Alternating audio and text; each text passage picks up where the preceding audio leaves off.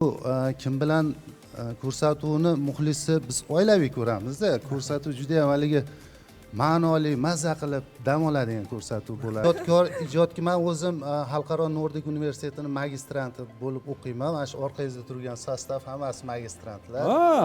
Nordik universiteti ekan, yaxshi. Qadradagi bizni o'ta Umidjon Yo'ldoshev degan bir domlamiz bor.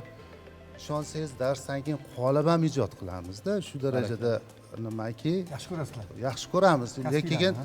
Lekin mukammal o'qituvchi bo'lganligi uchun juda ham yaxshi ko'ramiz. Farhod aka.